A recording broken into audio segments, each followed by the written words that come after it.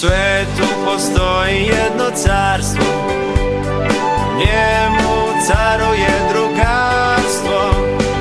Njemu je sve lepo, njemu je sve nežno, njemu se sve raduje.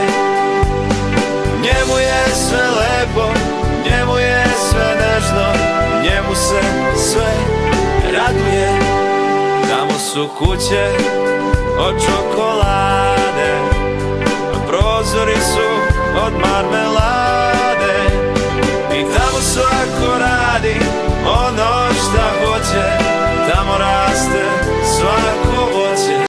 Ovaj rad koji smo napravili simbolizuje zimsko jutro, a ovo kao leptiri što su napravljeni od srebrnog kolaž papira simbolizuju kao ledenice, jer ovo treba da izgleda kao pejzaž, zimski pejzaž.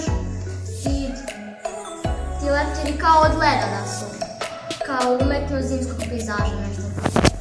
Ovo su nacrtani raketi, teniske loptice, to simbolizuje da treba da treniramo sport.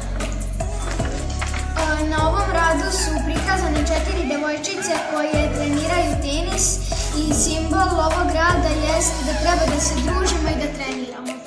Ivica, a on je toliko smiješan da se ispred njega ptice prevrću i on također simbolizuje smeh, zabavu i druženje.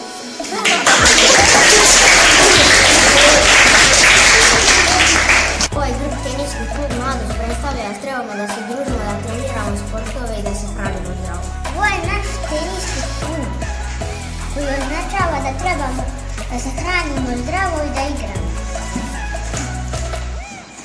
Ja sam napisala trofej. Ovo je neka kuća koja ima pored neko cviće i baš neku malu decu. A tu je jedna kuća koja je malo, koja je zaista bila pećina. U njoj je živjela neka opasna babaroga da deca nisu ni primijetila.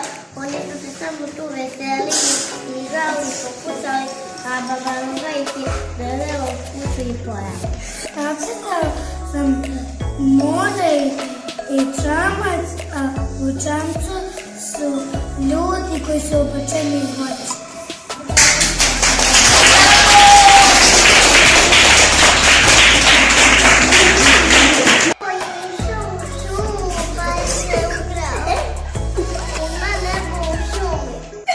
Prozori su od marmelade i tamo svako radi ono šta hoće, tamo raste svako voće. U svetu postoji jedno carstvo, njemu caruje drugarstvo, njemu caruje drugarstvo, njemu caruje drugarstvo.